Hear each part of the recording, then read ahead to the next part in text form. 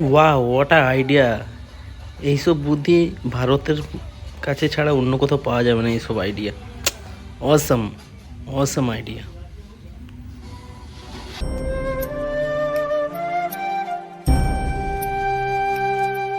So hello friends, আমার নাম কিশোর, আপনারা দেখেন কিশোর 2.0 ব্লগ থেকে। কেমন আছেন বন্ধুরা? আশা করি আপনারা ভালো আছেন এবং আপনাদের সামনে আবার একটা নতুন ব্লগ নিয়ে আমি হাজির হয়ে গেছি। তো এখন বাজে 9:30। তো সুদীপ্ত আমার অর্ডারটা নিয়ে এসছে। তো অর্ডারটা আছে একটা এসডি কার্ড 256 জিবি আমার গোপ্রোটার জন্য, যে গোপ্রোটার 32 জিবি একটা এসডি কার্ড লাগিয়েছিলাম অনেক আগের। তো সেটা সাপোর্ট করছিল না, তাই জন্য 256 জিবি এসডি কার্ডটা নিলাম স্যামসংয়েরই।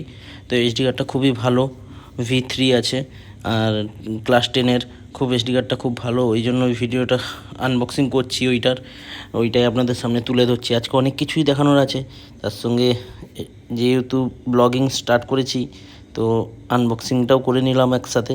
তো দেখুন এসডি কার্ডটা পড়েছে আমার, দেখতে হবে, মনে নেই কত টাকা নিয়েছে, আমি অনলাইন পেমেন্ট করেছিলাম। তো এসডি কার্ডটা খুবই ভালো। তো দেখুন এই এসডি কার্ড আর 256 জিবি। আমার স্যামসংটা আমার খুব পছন্দ, কারণ ইসের হলে আরও দামটা বেশি পড়তো। 1900 টাকা নিয়েছে এসডি কার্ডটার দাম। তো এই যে 32 জিবি এসডি কার্ডটা খুলে রেখে দিলাম, কারণ ওটা কাজে লাগছে না।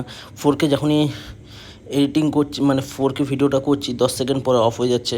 তারপরে ওই জন্যই আমি এসডি কার্ডটা নেওয়া।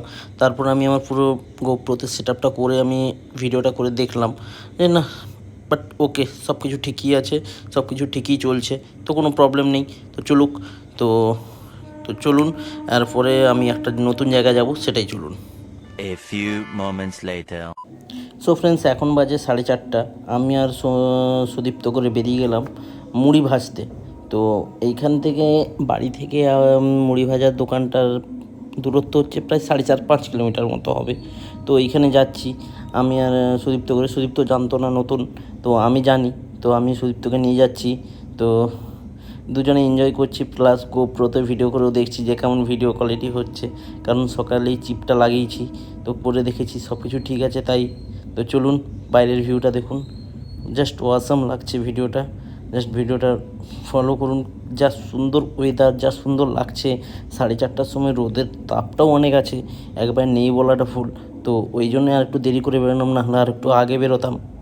তো ভিডিওটা পুরোটা ভালো করে দেখুন, ওয়াচ করুন, অনেক কিছু আছে।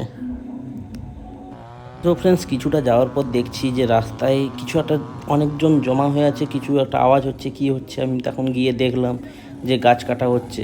আমার প্রথমে মনে হয়েছিল যে বড় গাছটা হয়তো পড়ে গেছে। তো তারপর গিয়ে জিজ্ঞেস করলাম দাদাদেরকে, মানে কাকু একটা ছিল, কাকুকে জিজ্ঞেস করলাম। কাকু বললো যে রাস্তা ধারে তো রাস্তাটা চওড়া হচ্ছে, তার জন্য গাছটা কাটা হয়েছে, আর ডাল ভেঙে পড়তো ঝড় বাতাস হলে, তার কারণেই কেটে ফেলা হয়েছে। আমার দেখে খুবই খারাপ লাগলো, কারণ অনেক বড় গাছ ছিল, এখানে একটা বড় ছাওয়া হতো। তো আমরা অনেক সময় এসে দাঁড়িয়েছি, আড্ডাও মেরেছি বন্ধুবান্ধবকে নিয়ে এসে। তো সেই রকমই একটা জায়গা ছিল। তো গাছটা কেটে দিল, আর প্লাস আমাদেরও একটা টেনশন বেড়ে গেল, যাবো কোনটা দিয়ে। রাস্তা আছে, কিন্তু এইটা একটা ভালো রাস্তা ছিল। তো আমাদেরকে এখন কি করব সেটাই ভাবছি। আমি গাছ কাটাটা দেখছি কীভাবে কাটছে, তো মেশিন দিয়ে কাটছে, দেখেও খুব ভালো লাগলো। আর অনেকজনই আছে, রাস্তাটা পরিষ্কার করার চেষ্টাও করছে, এই পাশেও লোকজন আছে, ও পাশেও লোকজন আছে। তো তাই রাস্তাটা তাড়াতাড়ি পরিষ্কার করার চেষ্টা করছে, কিন্তু আমাদের হাতে অত টাইম নেই, তাই আমরা অন্য রাস্তাতে আমাদেরকে যেতে হবে। তো চলুন অন্য রাস্তাতে যাওয়া যাক।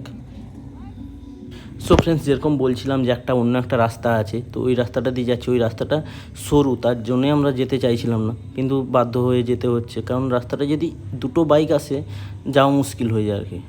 মানে একটা বাইককে সাইড দিতে প্রচুর প্রবলেম হয়ে যায়, একটা মাঠের মাঝখান দিয়ে রাস্তাটা, তো তার কারণে। আর সুদীপ তো একটু স্পিডে চালাচ্ছে, কারণ ওকেও আমার সঙ্গে আমি বলেছি বলে এলো, প্লাস ওকে ডিউটিটাও জয়েন হতে হবে। আর তাই জন্য আমাকে মুড়ি ভাজাটাও খুব আর্জেন্ট ছিল, কারণ আমার কাজ শুরু হয়ে যাবে এবারে, তার কারণেই। তো কথা বলতে বলতে আমরা পৌঁছেও গেলাম মুড়ি ভাজা মেশিনের কাছে। আর একটু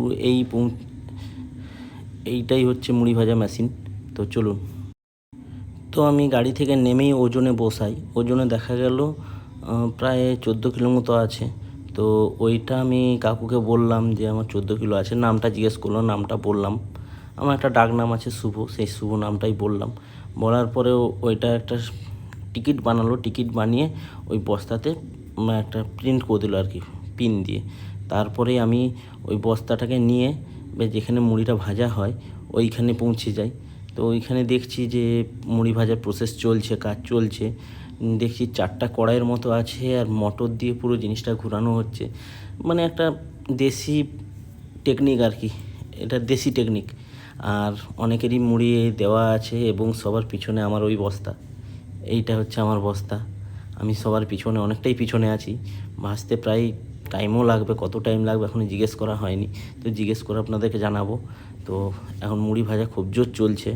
আর এই গরমের মধ্যে কিভাবে যে করছে সে ওরাই জানে।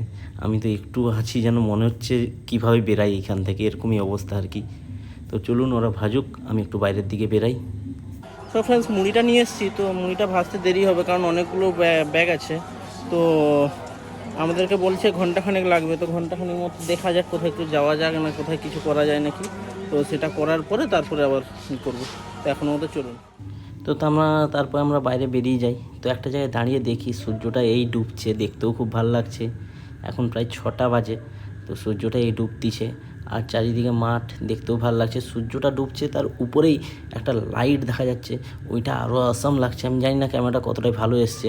তো জাস্ট চোখে দেখার মতো একটা জিনিস, দেখে খুবই ভালো লাগছে, খুবই অসাধারণ লাগছে, অসাধারণ যেটাকে বলা হয়।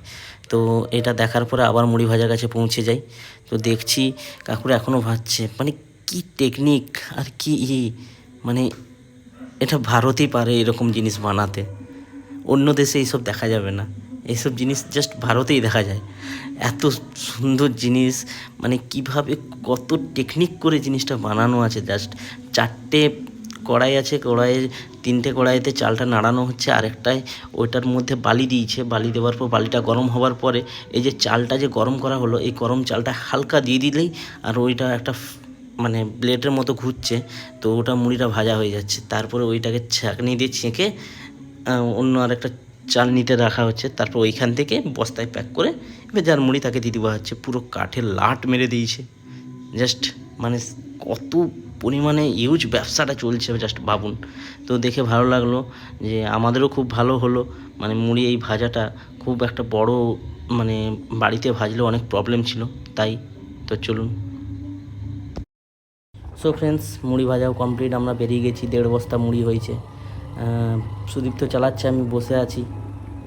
তো চলুন। 2000 years later. সো ফ্রেন্ডস, মুড়ি ভাজার পরে তারপরে বাড়ি আসি। দিয়ে 9:30টার দিকে একটা জায়গায় প্রোগ্রাম হচ্ছিল, সেই প্রোগ্রামটা দেখতে আমরা আসছিলাম। তো প্রোগ্রামটা জাস্ট একটু দেখুন।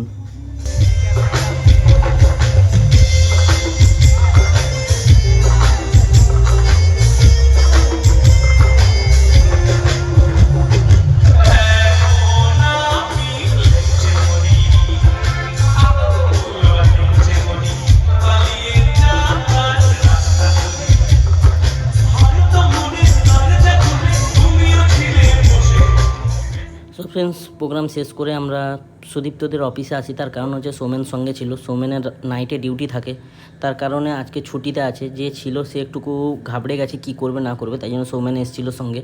তো সৌমেন ওখানে বোঝাচ্ছে আর আমরা বাইরে আছি। সুদীপ্তকে যেন কুকুরগুলো পুরো ঘিরে নিয়েছে, কারণ ও প্রত্যেকদিন খাবার টাবার দেয়, তো তার কারণে। আর এখন রাত 1টা বাজে, এখন খাবার কোথায় পাবে, তাই জন্য ওরা এরকম হচ্ছে। তো এরকম করতে করতেই ব্লগটা আমরা এখানেই শেষ করব। আর প্লিজ চ্যানেলটাকে লাইক, কমেন্ট, শেয়ার, সাবস্ক্রাইব করুন। আমি চেষ্টা করছি আপনাদেরকে যতটা ভালো ভিডিও তুলে ধরা যায় তার জন্য। আর বাই বাই, গুড নাইট।